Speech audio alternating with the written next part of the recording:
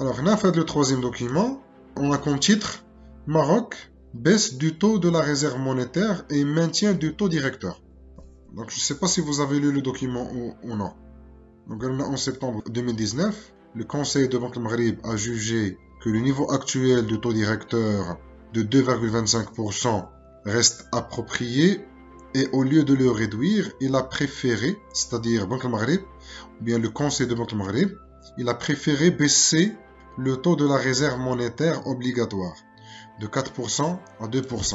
C'est une expression importante. Donc, Banque Maghreb a préféré de baisser le taux de la réserve. Très bien. Qu'est-ce qu'on nous dit ensuite? Cela permet de dégager un montant de 11 milliards de dirhams de liquidité au profit des banques, les Saleh Abnak, qui fait face à un creusement du déficit de liquidité. Là aussi, c'est important. Qui fait face, ou bien pour faire face à un creusement du déficit de liquidité.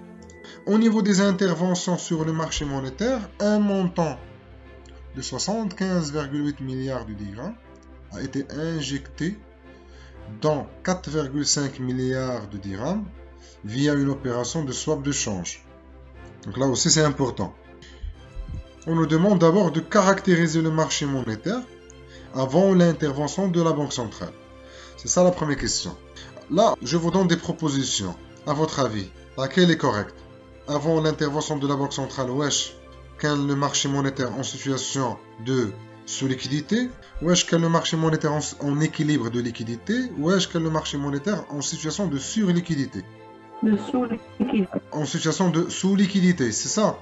Oui. Très bien. Comment justifier cette réponse?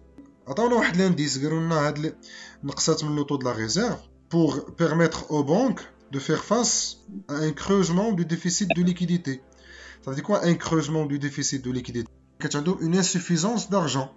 Un creusement, c'est-à-dire un déficit de plus en plus élevé. Donc, le flou, donc, effectivement, le marché avant l'intervention, c'est-à-dire avant de réaliser les actions, le creusement, le déficit.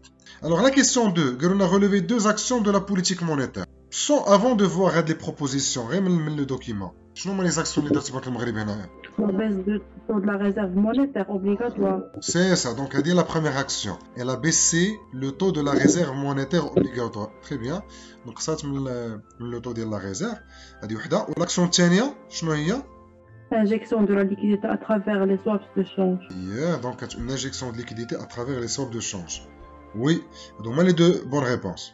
Les swaps de change, comment ça se fait de l'action? Donnez plus d'explications.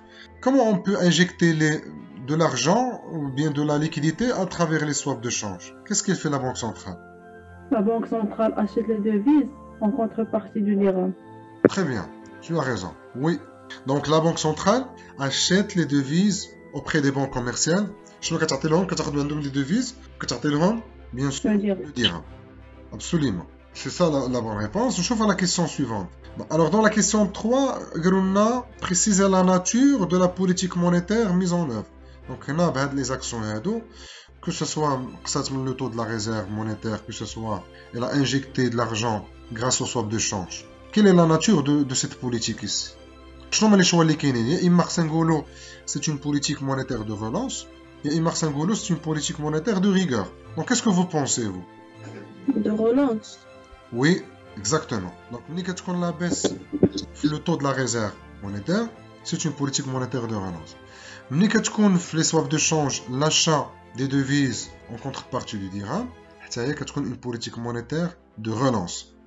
Donc, effectivement, on a trois choix. On a une politique monétaire de rigueur, une politique monétaire de relance, une politique monétaire de stop. La bonne réponse, c'est qu'il y a une politique monétaire de relance. La deuxième réponse, politique monétaire de relance et non de rigueur. Parfait. Alors, la question, on a identifié un objectif intermédiaire de la politique monétaire mise en œuvre. Donc, l'objectif intermédiaire ici, grâce à ces actions-là. On a deux actions, je vais qui le même sens. Donc, le taux de la réserve, elle va soulager les banques commerciales, plus d'argent.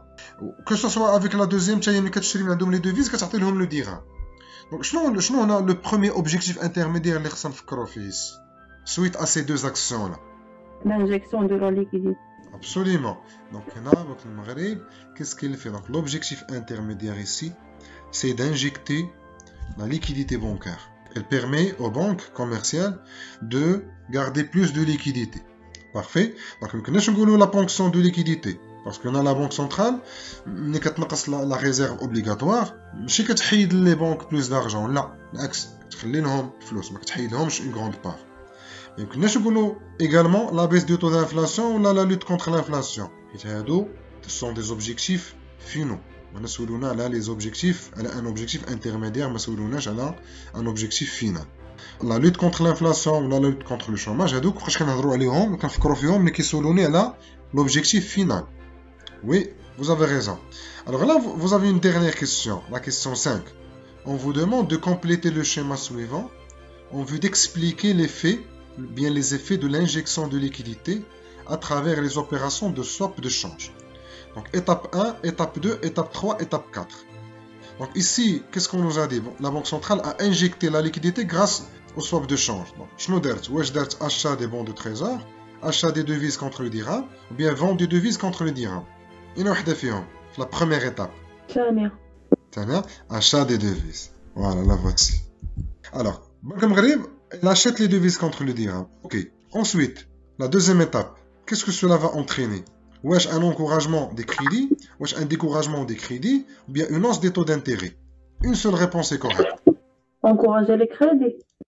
Absolument. C'est l'encouragement des crédits. Oui, c'est ça la bonne réponse. Ensuite, quelle sera la troisième étape?